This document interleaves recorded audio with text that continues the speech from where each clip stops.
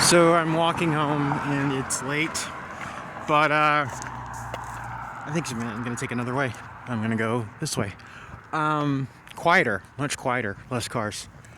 I don't know. I've been thinking about this scene, this particular scene.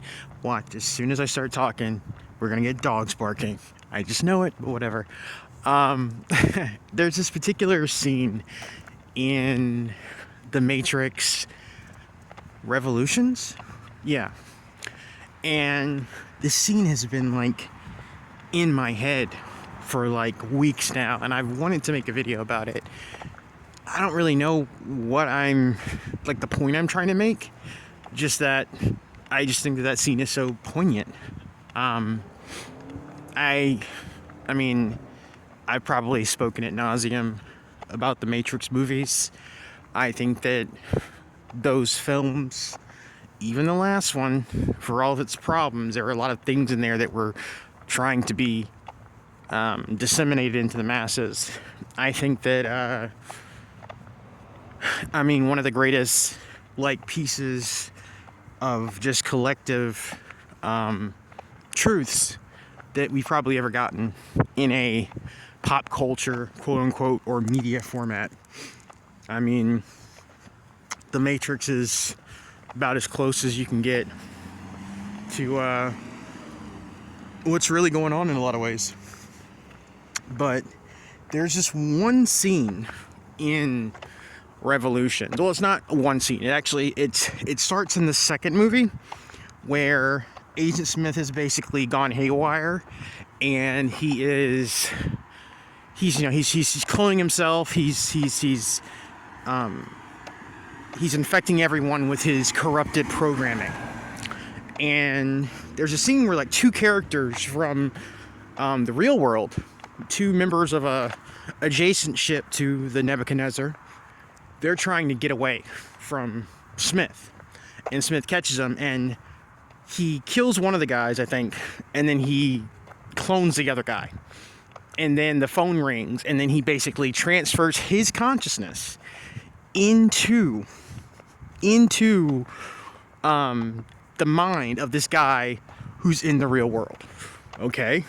This is deep. This is a being from another plane of reality transferring itself, copying itself over into this world. Okay? Into the real world, quote unquote. That's crazy because, you still got Smith that is doing what Smith is doing on this massive level in the Matrix, but now he has an aspect of himself working within the parameters of, the three-dimensional real world, the physical world, right? Okay. And then basically he starts just like effing things up on that end. He's killing people. He sets off a EMP early. Ends up I think there's a scene where like most of the hovercrafts get shut down because this guy. I'm getting weird deja vu now for some reason. I don't know why. I feel like it's almost like I've done this video before, but I haven't. It's so weird. All these other hovercrafts get shut down because this guy turns on the EMP for the ship that he's in, and it shuts down all. It was supposed to be a coordinated EMP attack, right? They were all supposed to turn their EMPs on at the same time to basically stop the Sentinels, but they didn't. He set his off early, which made all the other ships dead in the water, and then the Sentinels got to them and killed them. Then from then on, they find this guy because he's the only survivor. He's the only one the Sentinels didn't kill. And then, basically he tries to, kill Neo. And, until this point, Neo is just dude, what is your deal? The character's name is Bane. And they think that Bane has just, lost his mind. They don't know that Bane is infected with Smith, And, it's so funny because it's the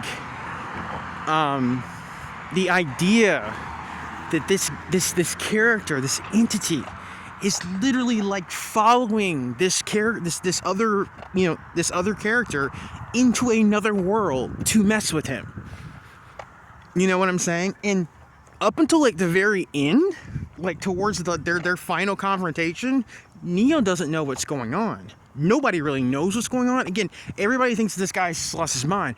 They don't know this is a coordinated effort to thwart everything that the Resistance is doing on their end. You get what I'm saying? Nobody knows, because Bane looks just like Bane's just one of the people, you know.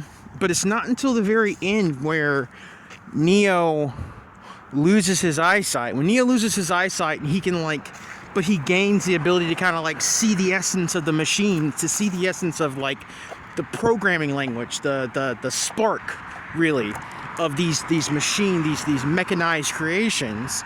Then he's able to see Smith for what Smith really is. So he doesn't see Bane anymore. He sees Smith. And there's this great moment where like, you know, Bane has like, you know, he's messed up Trinity, and he thinks like he has this whole exchange with Neo. He's this whole fight with Neo. And he's the guy that basically messes, like he puts like a spark plug or something into Neo's eyes and blinds him, but Neo gains the ability to see. Once his eyes are taken away from him, he sees Smith for what Smith really is. And again, he doesn't see Bane anymore.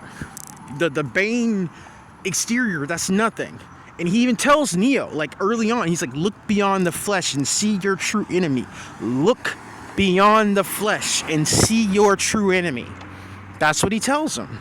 But it's not until Neo loses his sight that he sees what Smith really is. When he gets he gets his true sight, his second sight, you know, real sight, you know, that he sees Bane for what he really is, and he sees Bane as the Smith entity.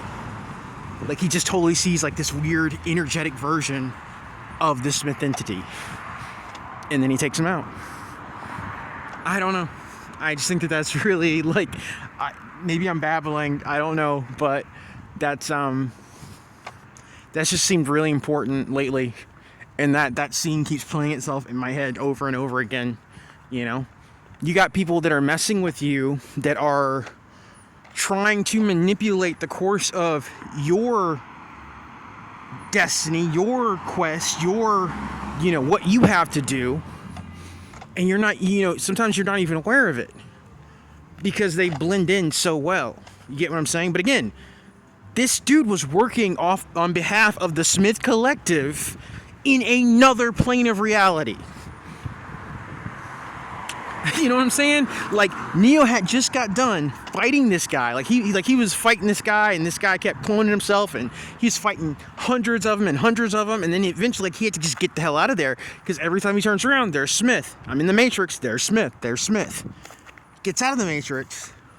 Smith is following him over into the real world. It's crazy. But yeah. But that's not an accident. The way those movies are written, the way that whole segment was written and presented, that's not an accident. A lot of truth in that. Anyway, that's my rant. I hope everybody's doing okay. I really do. I love you guys, and I'll talk to you when I talk to you. Study that scene. It's very important.